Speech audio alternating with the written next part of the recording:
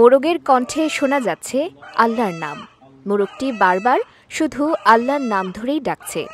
বিষয়টি প্রথমে অবিশ্বাস্য মনে হলেও পরে সবাই শুনে একই কথা বলছেন, যা নিয়ে এলাকায় বেশ চাঞ্চল্যের সৃষ্টি হয়েছে।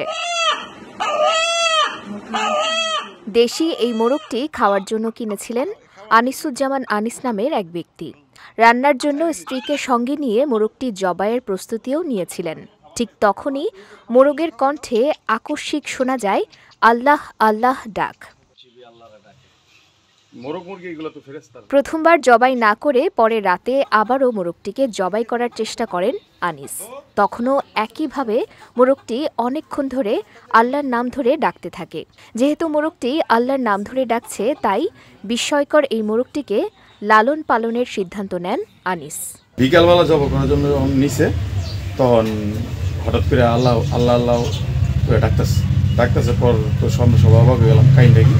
পরে এটা রেখে দিলাম, জবাই করিনি, রেখে দিলাম। পরে আবার 4টা-5টার পরে আবার নিলাম, বটি দেখা উপর দিয়ে আল্লাহ আল্লাহ করে ডাকতেছে। আর চোখগুলো একটু মানে পানির মতো হয়ে গেছে।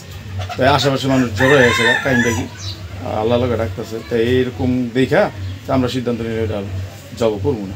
কালকে তো অনেকেই চেষ্টা করছে, অনেকে চেষ্টা করার পর 2-3বার ডাকছে।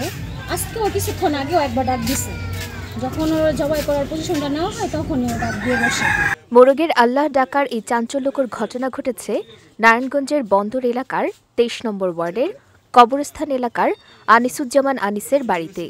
অন্যান্য মোরগ মুরগির ডাক স্বাভাবিক থাকলেও এই মোরগটির কণ্ঠস্বর অন্যরকম। ঠিক মানুষের মতোই মোরগটি উচ্চস্বরে আল্লাহ আল্লাহ করে ডাকছে। মোরগটিকে এক নজর দেখতে অনেকেই আসছেন আনিসের বাড়িতে।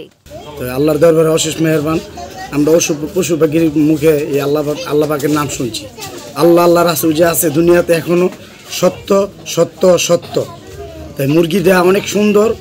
আর এই মুরগি কখনো খাওয়া যাবে না, এটা তো সত্যই, কিন্তু আল্লাহর রাস্তায় যেগুলো চলে সেখানে আল্লাহর পথেই রাখতে হয়। স্থানীয়রা বলছেন, জীবনে অনেক হাঁস মুরগি কবুতর পালন করলেও এমন ঘটনা কখনো দেখেননি তারা। এটি সৃষ্টিকর্তার বিশেষ কুদরত বলে মনে করছেন সবাই। বিজয় টিভি নিউজ ডেস্ক।